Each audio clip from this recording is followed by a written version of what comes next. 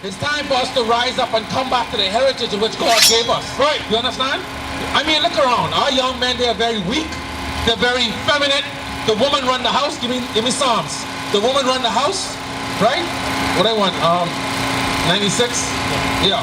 The woman run the house these days. You know, she's speaking in the man face, all up in his face. We supposed to be kings and rulers on the earth. And when I say we, I talk about the Israelite man. You descend from what? You're Bahamian, your daddy's a Bahamian or something? Alright, so you descend from the tribe of Benjamin, just like me. We are descendants of the greatest people on earth. Read that. This is the book of Psalms, chapter 94, verse 16. They lied to us and they said this is the white man's book and the Jesus white one. All of this garbage. When you read the Bible, it's full of black men, your forefathers, who are trying to raise us back up to be royalty and rule the earth again. Read.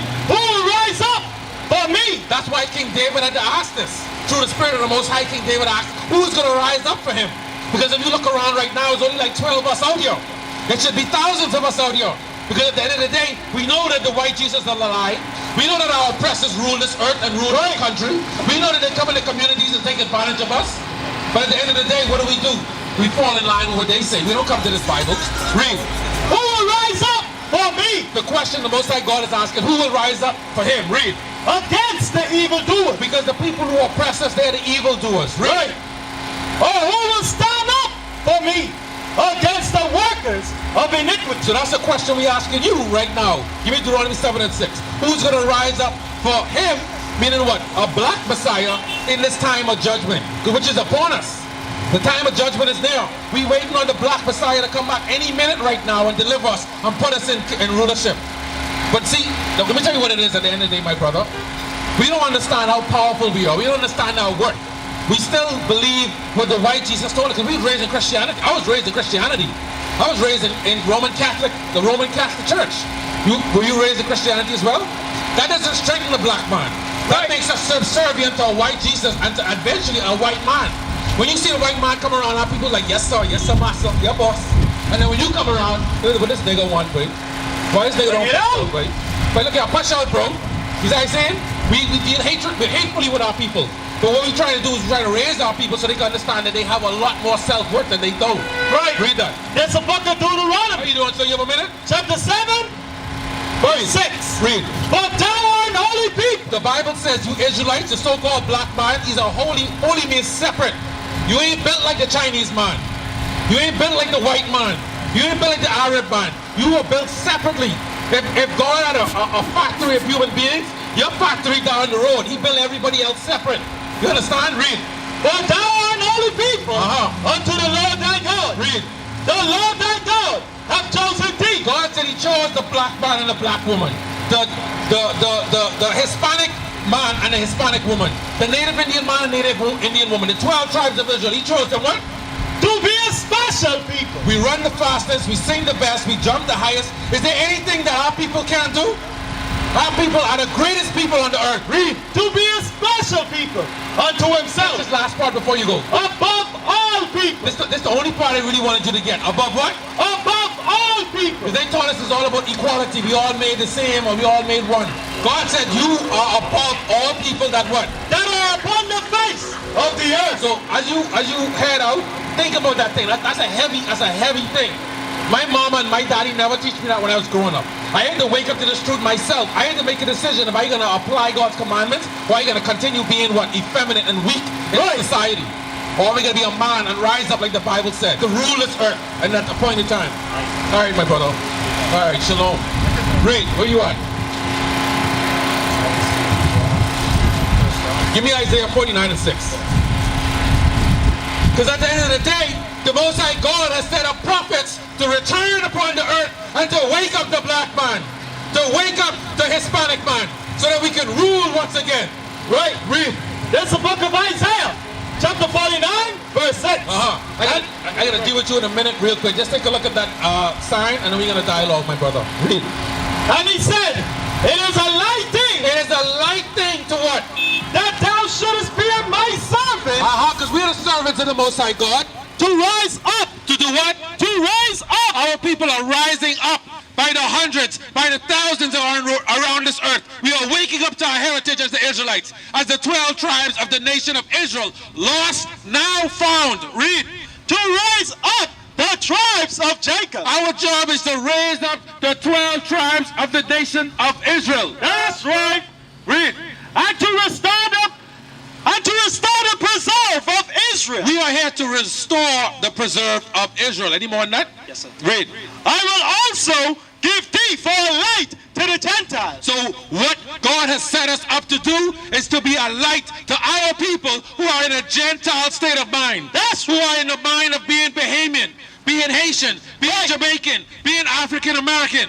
You understand, my brother? What's your name, sir? Ezra? Benjamin. My brother, you have no idea. Your name is one of the 12 tribes of Israel. Right? Benjamin means what? Son that has right. Son of the right. Thank you. Son of the right. Meaning what? The right to be an Israelite. The right in which God chose a certain nation of people to rule over the earth. That pertains to you. You are the son of that right, of that privilege, of that benefit. Right. Your daddy's Bahamian as well? Where your daddy from? Say again? Okay, Jamaican. That still pertains to Benjamin because it goes by your father. The man carries the seed. Like I was telling a few people who were up here earlier. At the end of the day, us calling ourselves Bahamian and Jamaican and Haitian, is there any benefit or profit in that thing? I mean, is there any real, or better yet, can we find it in the Bible? Bahamian, Haitian, Jamaican, those Caribbean names they gave us. No, right? How long were we calling ourselves that? Like, when did that come around? Does that go back thousands of years? Like when the white man goes back thousands of years to the Greek society and the Roman society? Does Bahamian go back to that? No. So, what we're really realizing now is that we've been disconnected from our heritage, Jeremiah 17:4. What we're realizing is that we're no longer connected. The thing that makes the nation of people great, that makes them implement laws that's going to benefit their society, that allows them to manage wealth in a sustainable way, or to manage their resources, right? They are Aragonite, right? All the things that pertain to this land. What makes them great and able to do that and rise up is a heritage. Read that. Read. The book of Jeremiah, chapter 17 and verse 4. And thou, even thyself, shall discontinue from thine heritage that I gave thee. The Bible says that we were destined because of our sin, our breaking of the laws. Because in order to rule the earth, you don't get that for free. It has to be some kind of negotiation or deal, right? If God gonna set the 12 tribes of Israel up to rule the earth, it has to be a condition. The condition for us to rule the earth was to keep the commandments. God gave us hundreds of laws to keep because every nation has laws, right? That's how you govern your people, so you're not going to be savages. So people are not just committing orgies in the street or killing each other. You have to have order. So at the end of the day, that heritage goes back to keeping the commandments. You understand? So our people broke the commandments, and as a penalty for breaking the commandments, this is what happened to us. You see what's happening here? What do you call that? Say again? Very good, sir. Slavery. So God says as a result of breaking his commandments, he's going to cause us to go into slavery. And one of the things that happened to us in slavery is we were disconnected from our heritage. Now read that so you can understand. Beginning? From the beginning. The book of Jeremiah, chapter 17 and verse 4. Shall discontinue from thine heritage. So the Bible says, thou, even you great king and priest, because that's what we were back then, you're going to discontinue from your heritage. Everything that makes you who you are and that labels you a son of the Most High God, God said there's going to come a time that we're going to discontinue from that. Read. That I gave thee. Because he gave us a special heritage from everybody else. Read. And I will cause thee. Listen to this. He will cause us to do what? To serve thine enemies. When do we serve our enemies? You said it earlier. Slavery. So us going into slavery is Bible prophecy. The fact that we could read this in the Bible, that identifies us as God's chosen people. Any more on that? In the land which thou knowest not. In the land we know it's not, is the Bahamas. When we came over here packed on ships, did we know who we were? I mean, what I mean to say is, when we came packed over here, did we know this land? No, we didn't know. It was new. Read. For ye have kindled a fire in mine anger, which shall burn forever. God said we pissed him off because we didn't keep his commandments. We used to scream black power, while Heron was pushed. But at the end of the day, nothing's in vain. IUIC has been given a vision. The tents of Judah has risen.